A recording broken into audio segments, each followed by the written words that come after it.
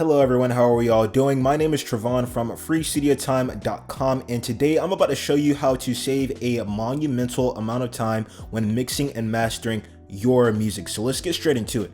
So keep in mind, when I say your music, I'm talking about the music that you make, as in if you're a recording artist or a audio engineer that records some of the same people's songs on a frequent basis. And I say this because the method that I'm about to show you involves us using similar sounds from artists that we're used to. So the magic method that we're about to be discussing today is presets. Now, when you just heard the word preset, that probably just made the excitement for this video go down a little bit, but I can assure you, using presets in the way that I'm about to show you will dramatically minimize the time it takes for you to mix and master your songs, while also allowing you to still get a plethora of different types of sounds, regardless of what you may see on social media or the internet. Now, the way people nowadays like to use presets is finding different presets within the plugin, tweaking them around a little bit until they can get a semi-good sound and just having that be their song. But what this method of using presets is going to involve us doing is finding a specific type of sound from a recording artist, or just like a specific person you work with all the time. It may be yourself, but each person has their own set amount of sounds that they normally use when making music. For some, it may be more than others. Some may have one specific type of sound that they use on all of their songs, and some people have maybe 3 or 4 different types of sounds that they use in their song. Pretty much what I'm trying to say is, when mixing and mastering an artist's music, there's a trend that they like to follow when making music, and we can use this to our advantage for making the engineering process a lot easier on us. So for instance, right here, this is the first thing that I throw on a vocal bus whenever I get ready to start mixing and mastering. All I essentially had to do for this was come over here, this box right here, browse presets, and before comp preset, and I got this part right here. All this essentially is just some settings for my noise gate and settings for my EQ. These are very basic settings, and it didn't really take me to do much tweaking up in order to get it to sound good. So pretty much what I'm trying to say is, it took me about 30 seconds of adjusting to get the sound that I wanted out of this part right here. I've already eliminated my breaths and unwanted background noise with my noise gate, and I've already done a nice little basic EQ for frequency shaping. For compression, you may have a bunch of different types of methods. For instance, for compression, you may have a few different types of methods that you like to use.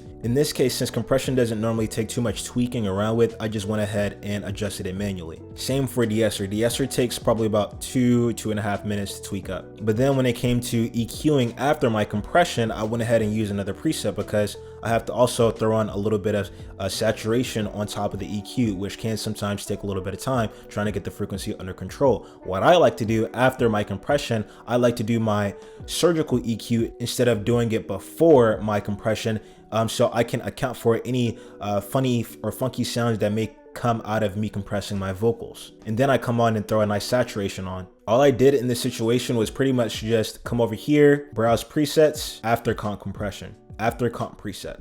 Now in this situation, I'm able to use very similar EQs on a lot of my songs, because I'm recording in a very similar situation for mostly all of these songs, and I use very similar vocals for all of them as well. But in this specific song, I didn't record as close to the microphone because I was already recording pretty loud. So normally I would have to have this drop down to maybe like 9 decibels of gain reduction or something like that. And this one over here may be at like 6, and this one may be at like 5 right here. But I was able to go very minuscule. Well, looking at this, it doesn't look too minuscule, but compared to a lot of my other songs, I was able to go minuscule and not take as much away from the low mids and still get a nice balanced sound out of this EQ. Same with the saturation. It's a pretty basic plugin out of iZotope and Nectar. All you have is just these different types of distortions right here, and you have this knob, and you can pretty much just blend it into the mix however you like with this amount knob right here, or you can blend it in through the mix right here. So it's pretty cool. Now when it comes to the sequence of my first EQ, my 2 compressors, my de-esser, and my second EQ with all my saturation, this could take me somewhere around 30 minutes. But just because the fact that I use presets, all this right here took me about 10 minutes to do. After that, I came over here with a Soundgoodizer, and I used the basic actual version of Sound Goodizer, not Maximus. So I was able to get it to sound how I like a bit easier. So after the EQ, I came over here with a Sound Goodizer and I tweaked it up a little bit. It's not much to adjust right here, which is pretty nice for me. I didn't use the Maximus plugin or anything, so there wasn't too much need for adjusting, and I got it to sound like how I needed it to sound like. And everything else effect wise was pretty much super easy for me to do. Another sort of time consuming plugin is Soothe 2. Now when it comes to Soothe 2, there's a bunch of different things that you need to adjust in here in order to get the sound that you want. I normally have a little bit of trouble in my low mids and my high mids, so I came over here, I tweaked up the sensitivity for the high mids, and I did a little bit of low sensitivity for the low mids. I came over here, adjusting my depth, my sharpness, my selectivity, my mix, and I did a little bit of tweaking around with the attack and release. And doing this is kind of similar to EQ in the fact that I have to sit right here and I have to solo out certain frequencies and listen to what really needs tweaking. And the reason why presets are so useful is because majority of the time when mixing in similar environments with the same specific type of artist, you're going to be experiencing the same types of problems throughout the frequency spectrum on whatever types of plugins that you're using. But now what that allowed me to do is just come over here to this little knob right here, presets, and come over here to Basic Soothe. Basic Soothe is what you see right here, my user default preset.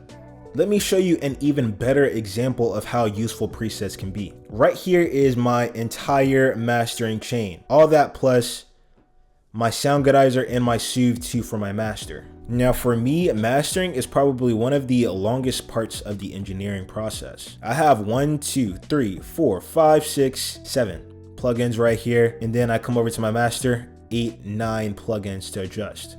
Now I use the same plugins on all of my songs. The adjustments may be a little bit different, but I say the hardest part about using most plugins is getting the setup to make those adjustments. And using presets has everything already set up for you the way that you normally like. All you need to do is just tweak everything down a little bit and you have the desired sound that you want. It just took a lot less time for you to do it. What I did for this was come over here, presets, master, and I get this whole entire thing.